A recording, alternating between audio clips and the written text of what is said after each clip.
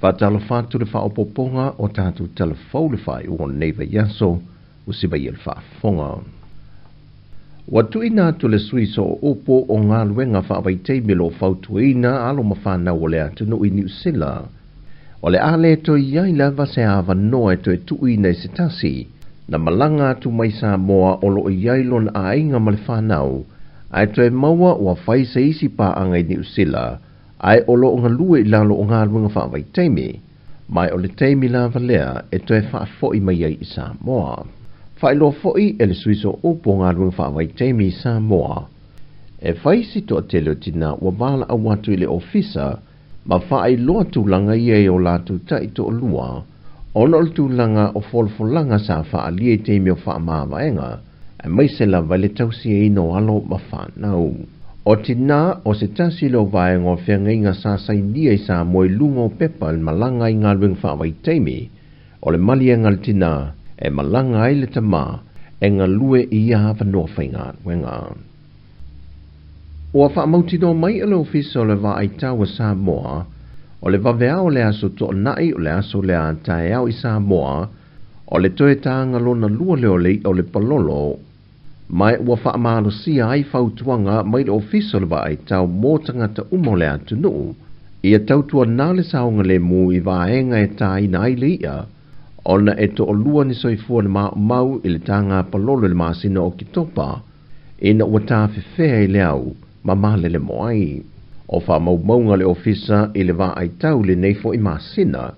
e le o le wa inga masani lea ua malosi le palasio timunga, ma lolo wā le tau, ma e awai ona matua wha ai tete tangata Samoa, e le ngata i teimi o lolonga,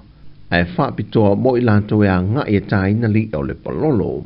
O ila o le si tia tulanga o tatu timunga mafa si tia la tulanga timunga mafa e mo lunga fo ile vanua ye lunga ile tili o vai panoa i o le tunu e afi ngofi e le ngata ile i o tulanga i o lunga fa fusi e o no tula i mai tatu vai tafi i ma tulanga i no fanga e tula tai mai tafi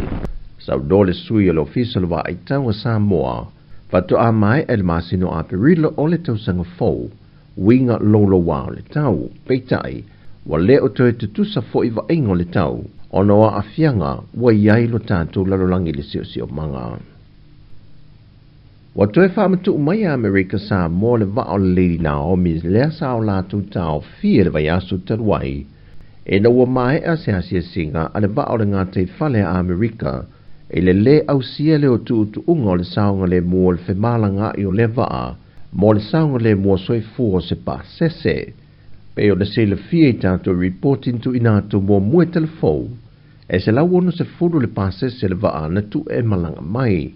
Pei tai, na whaatunuina e le vaenga le pui ngona ngā te whale a Amerika, e le mawhai o na malanga o mamai lea o whai lea, o le atu i ti tia le fwoi numera e toi fwoi mai i Samoa.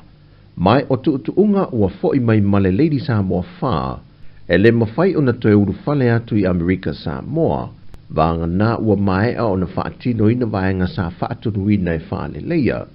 e au fiei wa whaola, ma ofu whaola.